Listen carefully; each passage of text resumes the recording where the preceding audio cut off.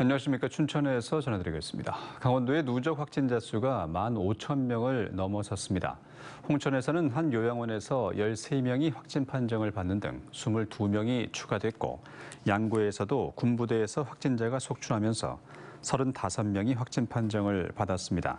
또 춘천에선 9명 이상이 타 지역 확진자와 접촉해 감염됐고, 가족과 지인 간 산발적 감염이 이어지면서 37명이 확진 판정을 받았습니다. 이 밖에 원주 35명, 강릉 9명 등 오늘 도내 확진자는 165명으로 집계되고 있습니다. 강원도가 비대면 의료 서비스 기반의 강원도형 코로나19 안심 케어 서비스를 시행합니다. 강원도는 백신 접종자에게 백신 접종 정보와 접종 후 맞춤형 자가 진단 서비스를 제공합니다.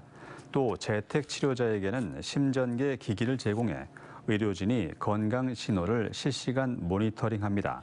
강원도는 6개월간 서비스를 시행한 뒤 성과에 따라 사업 규모를 점차 확대해 나갈 계획입니다. 강원도는 내일부터 중대재해처벌법이 전면 시행됨에 따라 종합계획을 수립했습니다.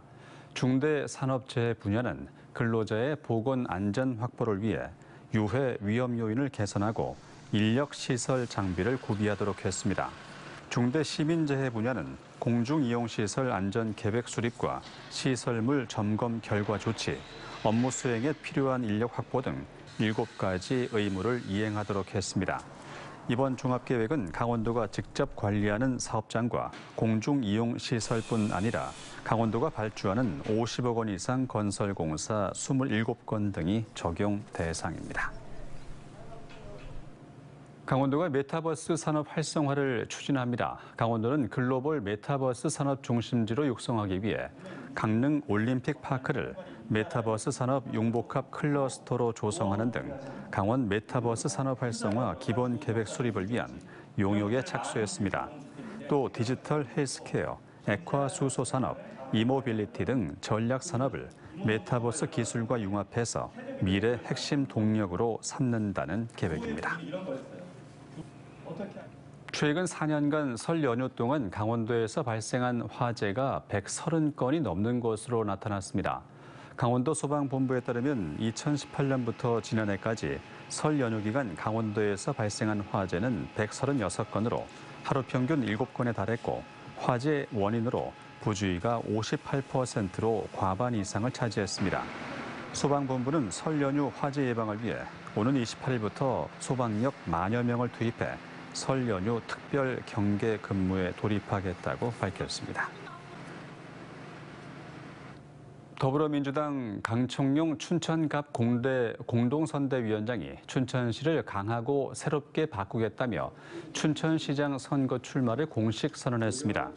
강청룡 위원장은 춘천을 새롭게 바꿔야 한다며 춘천타워와 메타버스 체험관을 세우고 의야모를 일부 매립해 문화복합타운을 만들겠다고 약속했습니다.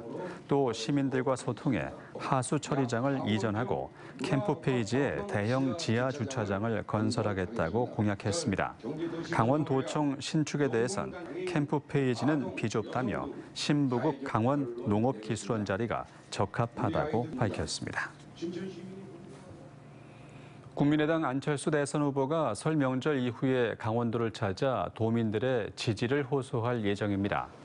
국민의당 원내대표인 권은희 의원은 안철수 대선 후보가 설 명절 직후에 강원도와 전라북도를 방문할 계획을 갖고 있다며 강원도에선 평화와 경제 안보가 선순환 체계를 갖출 수 있도록 특별법 제정 등을 공약할 것으로 알려졌습니다. 국민의당은 최근 춘천에 선거대책위원회를 구성해서 대통령 선거를 준비하고 있고, 도내 다른 지역에서도 선대위와 지역위원회를 구성해 강원도당 재건을 계획하고 있습니다. 공직선거법 위반 혐의로 국민의힘 윤석열 대선 후보와 권성동 의원을 고발한 사법정의 바로 세우기 시민행동이 경찰의 엄정 수사를 촉구하고 나섰습니다. 사세현은 오늘 오후 강원경찰청 앞에서 기자회견을 열고 지난해 12월 강릉의 한 식당에서 권성동 의원 등 국민의힘 관계자들이 윤석열 후보를 당선시킬 목적으로 기자들의 식사비를 대납하는 등 공직선거법에서 금지하는 기부 행위를 했다고 주장했습니다. 또한 법 앞에 평등 원칙에 맞게 피고발인에 대한 철저한 수사를 통해 엄중히 처벌할 것을 요구했습니다. 전국 공무원 노조 강원지역본부가 강원도의 시군 부단체장 인사 독점권을 문제 삼고 나섰습니다. 전 공로는 성명문을 통해 강원도가 인사 교류를 명목으로 시군 부단체장 인사권을 독점하고 부단체장직을 도청 직원의 낙하산 자리로 이용하고 있다고 지적했습니다. 또한 지방자치 이후에도 시군의 자치권을 침해하는 강원도의 갑질 행정을 바로잡기 위해서 노력할 것이라고 밝혔습니다. 지금까지 춘천이었습니다.